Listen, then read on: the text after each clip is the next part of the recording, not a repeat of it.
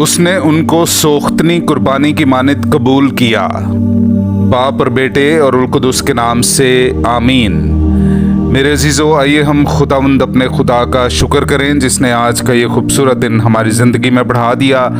तो आइए अजीज़ों, हम आज के दिन का आगाज़ बाइबल मुक़द्दस की तलावतों से करते हैं। आज की पहली तलावत हिकमत की किताब उसका 3 बाब पहली आयत से लेकर 9वीं आयत तक। पर रास्तकार की रूहें खुदा के हाथ में हैं और अजाब उन्हें ना छुएगा। जाहिलों की निगाह में वो गोया मर गए और उनका इंतकाल बदबख्ती समझा गया और कि उनका हमसे चला जाना हलाकत की तरह था, लेकिन वो सलामती में हैं। और गो आदमियों के नज़दीक उन्होंने दुख उठाया तो भी बका उनकी पूरी उम्मीद थी और थोड़ी सी तादीब के बाद उन्हें बड़ा सवाब हासिल होगा, क्योंकि खुदा ने उन्हें आजमाया और अपने लायक पाया। उसने उन्हें सोने की तरह भट्टी में ताया और उन्हें सोख्तनी कुर्बानी की मानित कबूल किया। और उनके इम्तहान के वक्त वो भूसे में चिंगारियों की मानित दौड़ दौड़ कर चमकेंगे।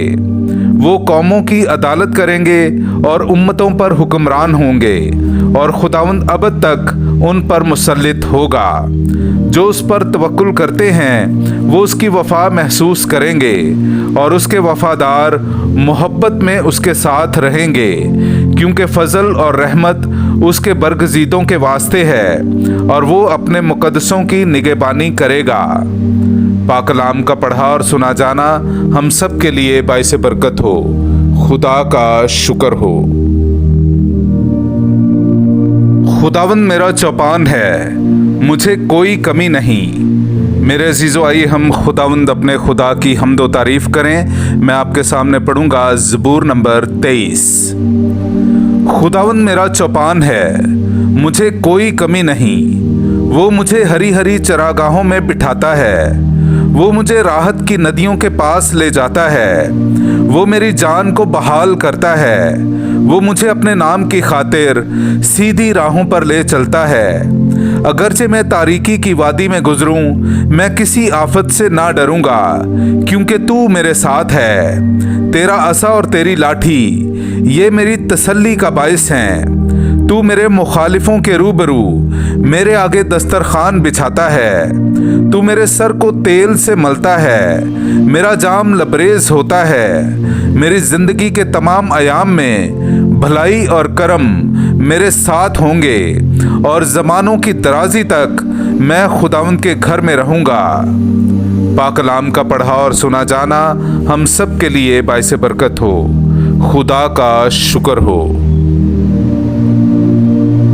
मसीह मुर्दों में से ज़िंदा किया जाकर फिर मरने का नहीं। मेरे अजीज़ों, आइए हम आज की दूसरी तलावत सुनते हैं। मुक़द्दस पौलुस रसूल का ख़त रोमियों के नाम उसका 6 बाब 3 आयत से लेकर 9वीं आयत तक। क्या तुम नहीं जानते कि हम में से जितनों ने मसीह यसु में इस्तबाग पाया तो मौत में इस्तबाग पाया। हम मौत में इस्तबाग पाकर उसके साथ दफन हुए, ताकि जैसे मसीह बाप के जलाल के वसीले से मुर्दों में से जिंदा किया गया, वैसे ही हम भी नई जिंदगी में कदम मारें। क्योंकि जब हम उसकी मौत की मुशाबहत से उसके साथ पैवस्ता हो गए तो उसकी क़यामत की मुशाबहत से भी उसके साथ पैवस्ता होंगे। चुनांचे हम जानते हैं कि हमारी पुरानी इंसानियत उसके साथ इसलिए मसलूब हुई कि गुनाह का बदन नेस्त हो जाए, ताकि हम आगे को गुनाह के गुलाम ना रहें। क्योंकि जो मर गया है वो गुनाह से बरी किया गया है। बस अगर हम मसीह के साथ मर गए हैं तो हमें यकीन है कि हम मसीह के साथ जिंदा भी रहेंगे, ये जानते हुए कि मसीह मुर्दों में से जिंदा किया जाकर फिर मरने का नहीं और ना फिर मौत के ज़ेरे इख्तियार ही होने का है। पाक कलाम का पढ़ा और सुना जाना हम सब के लिए बाइस बरकत हो। खुदा का शुक्र हो। ऐ सब थके मांदो, बोझ से दबे हुओ, खुदावंद फरमाता है मेरे पास आओ, मैं तुम्हें आराम दूंगा। मेरे अजीज़ों, आइए हम आज का इंजीली इक़्तिबास सुनते हैं। इंजील मुक़द्दस बामुताबिक मुक़द्दस यूहन्ना उसका 6 बाब 37वीं आयत से लेकर 40वीं आयत तक।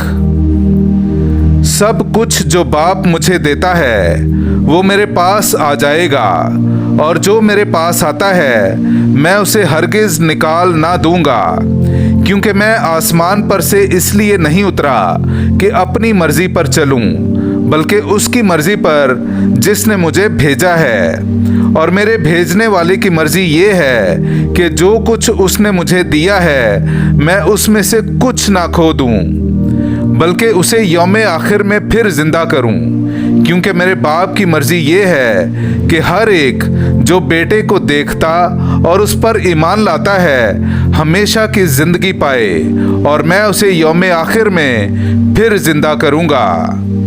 पाक कलाम का पढ़ा और सुना जाना हम सब के लिए बाइस बरकत हो। खुदा का शुक्र हो।